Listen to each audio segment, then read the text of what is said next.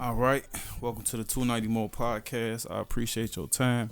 If you could, introduce yourself for my viewers and listeners. Hey, I am Tutu Shakura, and I'm a Chicago music artist from the south side of Chicago. Okay, appreciate that. So it's definitely gonna be an interesting start for me. Let's talk about the name.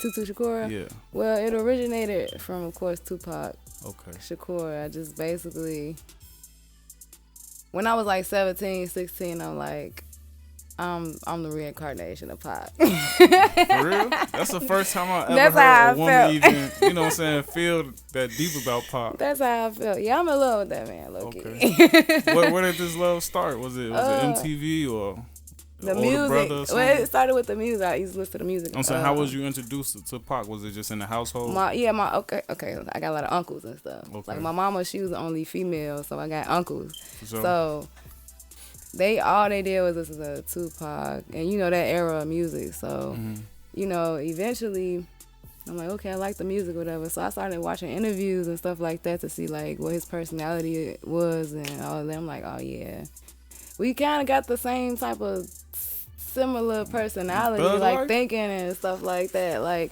no, he just made a lot of sense. Like, he ain't dumb, he ain't slow, he ain't stupid. He was a positive, overall positive person. So that's how I felt about it. And that's where that started. And then I was like, I need to name myself after him. That's what I did. So. Okay, so you mentioned that era of music. Do you listen to the whole era, or you just Pac was the only one that stood out to you? I've listened to it, like, just to see what it was about. And then, like my mom, and they used to play it a lot as well. But R&B music was the big thing for me back in that era. Not so much the rap thing.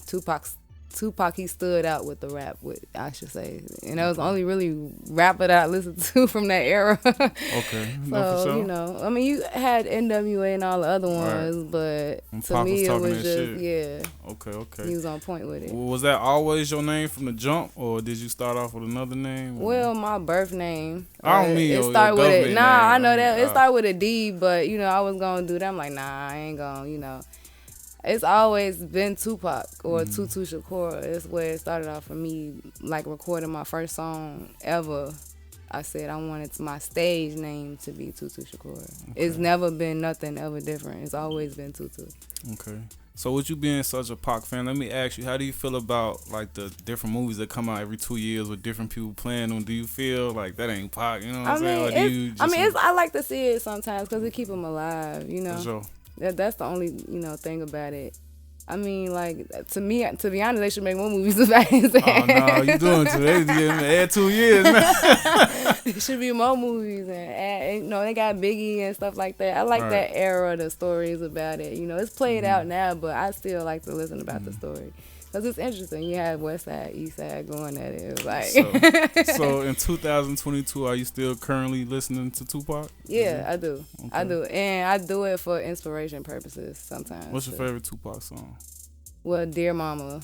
Okay, for sure. Because it's what he was saying in it. Right, of course. It's lyrically, I like the California Love remix he did with Dr. Dre. That was a nice one. But yeah, Dear Mama is probably my top one because the lyrics. Okay. Yeah.